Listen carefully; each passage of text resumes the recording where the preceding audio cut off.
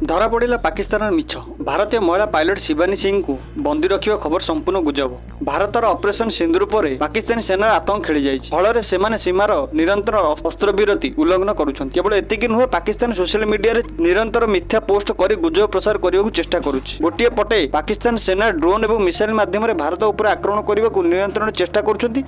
अन्यपटे पाकिस्तान एवं दाबी करुछि सेमाने भारतीय वायुसेना जड़े महिला पायलट को बंदी करिसेंती। भारतीय सेना नियंत्रण पाकिस्तान आक्रमण उचित जवाब देउछि। भारतीय वायु प्रतिरक्षा प्रणाली द्वारा सेमानकर ड्रोन एवं मिसाइल को आक्रमण को आकाश में संपूर्ण ध्वंस करा जाउछि। पाकिस्तान एवं किछि करि पारु नाही। से निजे लोकमाननकु मिथ्या प्रतिश्रुति देबा पई सोशल मीडिया माध्यम रे भारतीय महिला पायलट को बंदी करिवार मिथ्या खबर लगातार प्रसार करुछि। अनेक पाकिस्तानी समर्थन दाबी करुछन जे भारतीय वायुसेनार महिला pilot squadron leader Shivani Singh को बंदी करा जाइछि, जहा संपूर्ण मिथ्या खबर एवं यही दाबी मध्य संपूर्ण भूल। भारतीय महिला पायलट को बंदी करा जिबार मिथ्या खबर व्यतीत पाकिस्तान भारतीय ग्रिड उपरे साइबर आक्रमण मिथ्या खबर मध्य प्रसार करुछि। एथिरे सेमाने दाबी करिसेंती ग्रिड उपरे यही आक्रमण जोगु भारत रे 70% विद्युत संयोग बंद हो जाइछि, जहा संपूर्ण मिथ्या। पीआईबी यह सत्य जांच रे यह को संपूर्ण मिथ्या बोली कहिछि।